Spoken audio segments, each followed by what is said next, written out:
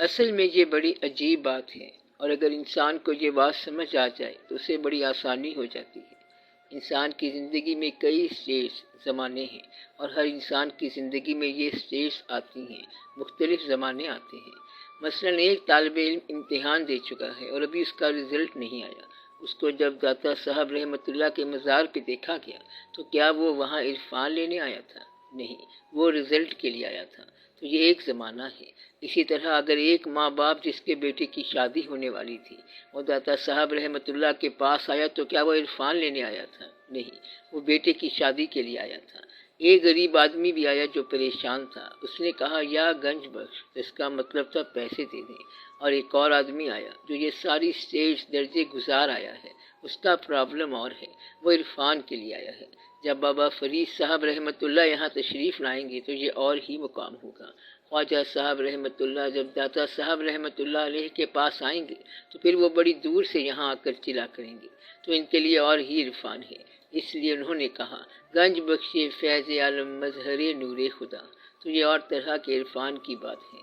داتا صاحب رحمۃ اللہ جانے والا ہر بندہ ہر طرح کا ہوتا ہے۔ ایک دفعہ ایک چوری کرنے والا داتا صاحب رحمۃ اللہ کے پاس گیا اور کہنے لگا کہ آج مہربانی فرماؤ۔ اسی طرح ایک رشوت لینے والا کہتا ہے کہ بڑے دن ہو گئے، ہم فاقے سے مر رہے ہیں، روز انتقال ہو رہے ہیں، مگر تحصیلدار اوپر بیٹھا رہتا ہے، دعا کریں کہ تحصیلدار ادھر ادھر ہو جائے اور میں انتقال کر کے پیسے منتقل کر لوں۔ اب یہ اور چیز مانگ رہا ہے۔ اس لیے ایک سوال کا ایک زمانے میں اور جواب ہوتا ہے، دوسرے زمانے میں اور جواب، اور تیسرے زمانے میں ایک اور جواب ہوتا ہے۔ لہذا جو گنج بخش رحمۃ اللہ ہیں وہ تو گنج بخشی کرتے ہیں، لیکن وہاں آنے والا اپنے لیے گنج متعین کرتا ہے اور یہیں سے انسان مار کھاتا ہے۔ وہ انہیں کہتا ہے کہ تو دینے والا ہے، تیرا کیا ہے، اور پھر اس طرح دعائیں کرتے رہتے ہیں۔ تو اس طرح لوگ اللہ تعالیٰ کو دعا کے لیے پکارتے رہتے ہیں۔ بہت کم لوگ ہیں جو اس کو اس طرح پکارتے ہیں جس طرح پکارنا چاہیے۔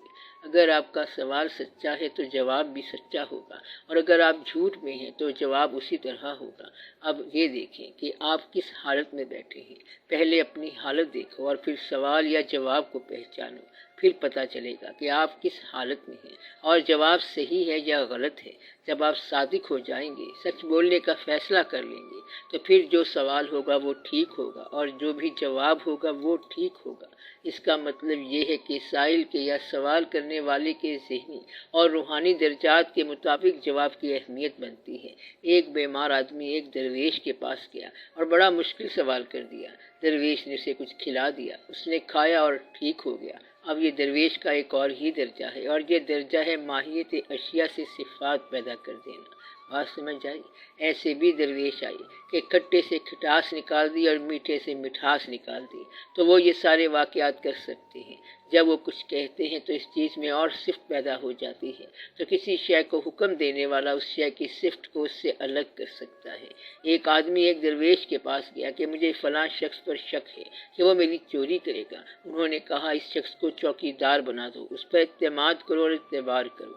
تو آپ جس آدمی پہ اعتبار کریں اس میں اعتبار پیدا ہو جاتا ہے۔ اگر کسی گنڈے کو گنڈے کی جگہ انسان کہنا شروع کر دو تو شاید وہ انسان ہی بن جائے، اور اگر کسی انسان کو گنڈا کہنا شروع کر دیں تو گنڈا پن اس میں پیدا ہو جائے گا۔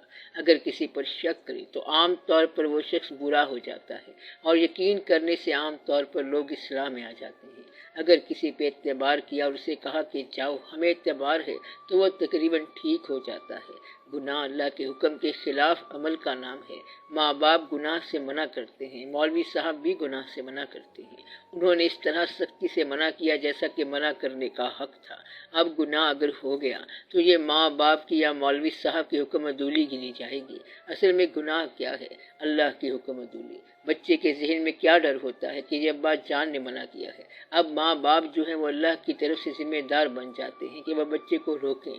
جب ماں باپ ساتھ نہیں ہوتے تو وہ بچہ اپنے محافظوں کو آگے پیچھے کر کے گناہ کر سکتا ہے، اور اگر ذہن میں یہ تصور ہو کہ خدا نے یہ منع کیا ہے اور اس سے میں بچ نہیں سکتا کیونکہ وہ میری تنہائیوں میں بھی ہے، حاضری میں بھی ہے، وہ ہر جگہ ہے، پھر وہ گناہ نہیں کر سکتا۔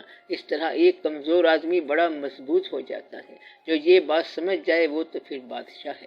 اگر آپ بچے پر پہرا دیتے ہیں اور اس کی حفاظت کرتے ہیں تو آخر آپ کو نیند آ جائے گی۔ بچہ کہے گا کہ اب گناہ کا موقع ہے، تو آپ خدا کو ریپریزنٹ نہیں کر سکتے اور نہ کوئی کر سکتا ہے۔ تو یہ ہے ہمارے حکم دینے اور پیغمبروں کے حکم دینے میں فرق۔ وہ یہ کہیں گے کہ تم جانو اور تمہارا خدا جانے، تم نے گناہ نہیں کرنا، خدا ظاہر ہے، باطن ہے، حاضر ہے اور غائب ہے، اسی نے تمہیں پکڑنا ہے اور آخرت میں جواب دہی ہو جائے گی اور اس طرح تم برباد ہو جاؤ گے۔ اور آخر میں کہیں گے وما علینا الا البلاغ، ہم نے تو تمہیں بات بتا دی ہے۔ اب وہ بچہ خدا کے حوالے ہو جائے گا، کس کی مجال ہے کہ اب وہ گناہ کرے۔ عام طور پر دیکھا گیا ہے کہ کچھ لوگ سماج کی نماز پڑھتے ہیں، یعنی وہ کہتے ہیں کہ اگر نماز نہ پڑھی تو سماج کیا کہے گا، سماج اگر برائی کرے گا تو یہ شخص بھی برائی کرے گا، تو وہ سماج کی عبادت کرتا ہے اور ہر سماج سے ہی بغاوت کرتا ہے۔ سماج جو ہے یہ ڈسپلن نہیں کر سکتا۔ مثلا لوگ کہتے ہیں کہ تم ٹی وی نہ دیکھو، یہ بری بات ہے، مگر گھروں میں ٹی وی چل رہے ہیں اور چار ٹی وی ہیں، اب ان کی بات کوئی اثر نہیں کرے گی کیونکہ سماج اس کی اجازت دے رہا ہے۔ اس لیے یا تو اپنا اخلاق سماج کے حوالے کر دو یا پھر اللہ کے حوالے کرو۔ آپ یہ کہیں کہ ہم اس لیے اخلاق والے ہونا چاہتے ہیں کیونکہ یہ اللہ کا منشا ہے۔ آپ کے آدھے معلم اور آدھے محاسبہ کرنے والے لوگ اس لیے فیل ہو جاتے ہیں کیونکہ وہ اپنی طرف سے فیصلہ کرتے ہیں۔ آپ کو یہ بات سمجھنی چاہیے کہ کون سی بات اللہ کی طرف سے آئی ہے، ورنہ سماج جو خامی کر رہا ہے وہ سارے لوگ کریں گے۔ سماج کی نماز پڑھنے والا کبھی کبھی ماں باپ کی نماز پڑھتا ہے اور ماں باپ کے انتقال کے بعد وہ نماز رہ جاتی ہے۔ کچھ لوگ ہوتے ہیں جو کسی اور وجہ سے نماز پڑھتے ہیں، بہت کم لوگ ہوتے ہیں جو صرف اللہ کی نماز پڑھتے ہیں۔ اللہ قائم ہے تو ان کی نماز بھی قائم ہو جاتی ہے، اور اگر پڑھانے والا قائم نہ رہا تو پڑھنے والا قائم نہیں رہے گا۔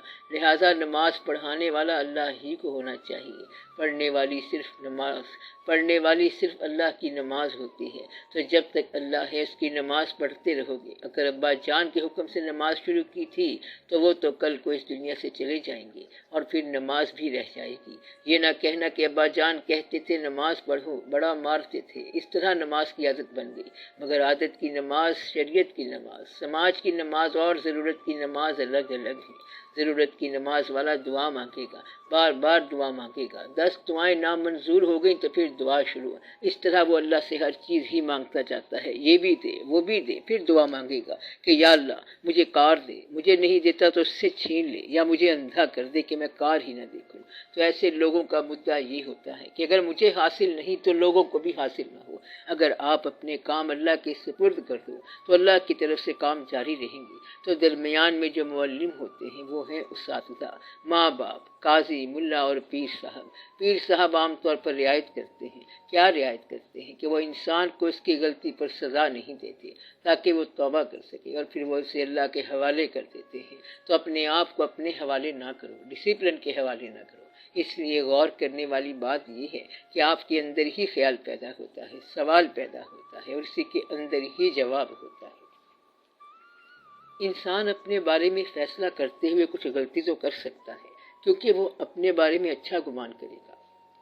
اتنا فیصلہ تو آپ اپنے آپ میں کر لیں، آپ میں گمان کرنے کا فیصلہ ہونا چاہیے، اور یہ فیصلہ تنہائی میں ہوگا کہ میں بھرم ہی بھرم ہوں یا میں کوئی ٹھوس حقیقت ہوں۔ تو اتنا فیصلہ ضرور ہونا چاہیے اور اپنی ججمنٹ ہونی چاہیے کہ آپ کی جو زندگی گزر رہی ہے وہ کس مقصد کے لیے گزر رہی ہے۔ اگر آپ کی زندگی آخرت کے لیے گزر رہی ہے تو آپ سچے ہیں، اور اگر یہاں کی ڈیولپمنٹ کے لیے گزر رہی ہے تو تقریباً جھوٹی ہے۔ اتنا تو آپ کو ضرور پتہ ہونا چاہیے۔ آپ باشعور ہیں اور آپ کو یہ پتہ ہونا چاہیے کہ حقیقت کیا ہے۔ کیا آپ اپنے جاننے والوں کے پاس کبھی قبرستان میں گئے ہیں؟ اگر گئے ہیں تو سچے آدمی ہیں، اور اگر یہ کہا کہ مصروفیت تھی، میں ادھر ادھر چلا گیا، بس ٹائم نہیں ملا، تو یہ دھوکہ ہے، کیونکہ آپ حقیقت والوں کے پاس نہیں گئے۔ حقیقت وہیں پر ہوتی ہے۔ آخرت اور دنیا کے درمیان قبر ہی دروازہ اوپن کرتی ہے۔ اب یہاں سے آخرت کا سفر شروع ہوگا، یعنی قبرستان کو دیکھ کر یا قبر کو دیکھ کر، اور آپ یہاں بیٹھے ہوئے ہیں۔ یہاں اور وہاں کے درمیان قبر ایک دروازہ ہے، وہ لوگ پار چلے گئے اور آپ ابھی یہاں بیٹھے ہیں۔ تو آپ کو اپنے زمانے کی خبر ہوتی ہے، ضرور ہوتی ہے، اچھی خاصی ہوتی ہے، اور آپ کو پتہ چلتا ہے کہ میں کہاں بیٹھا ہوا ہوں۔ وہ چیز جو ماں باپ کے سامنے نہیں لے جانا چاہتے وہ بری ہے، وہ کام جو ماں باپ کے سامنے نہیں کر سکتے وہ گناہ ہے، وہ بات جو آپ چاہتے ہیں کہ کوئی اور نہ دیکھے وہ غلطی ہے۔ ایسا تو ہو نہیں سکتا کہ اللہ کو کانوں کان خبر نہ ہو، اور اگر آپ چاہتے ہیں کہ نیکی کر کے لوگوں میں مشہور ہو جائیں تو یہ نمائش ہے۔ انسان کو اپنا پتہ چل جاتا ہے، ہر حال میں پتہ چل جاتا ہے کہ میں کیا کر رہا ہوں، سچ جھوٹ کا پتہ چل جاتا ہے۔ مثلا جب آپ چاہتے ہیں کہ میرا یہ عمل میری اولاد کو نہ ملے تو یہ برا عمل ہے، جب آپ یہ دعا کرتے ہیں کہ یا اللہ یہ عمل جو میں نے کیا ہے وہ میری اولاد کے پاس نہ جائے، تو پتہ چل جاتا ہے کہ یہ بدی ہے۔ کسی نے پوچھا کہ نیک آدمی کی تعریف کیا ہے، تو اس نے کہا کہ نیک آدمی وہ ہے جو ایسا کرے جو وہ چاہتا ہے کہ اس کی بیٹیاں بھی کریں۔ اگر وہ کچھ چھپانا چاہتا ہے تو یہ بدی ہوتی ہے یا کمزوری ہوتی ہے۔ یہ انسان کے ساتھ بڑی مہربانی ہوتی ہے کہ سوال کے ساتھ جواب آ جائے۔ ہمارے خیال میں یہ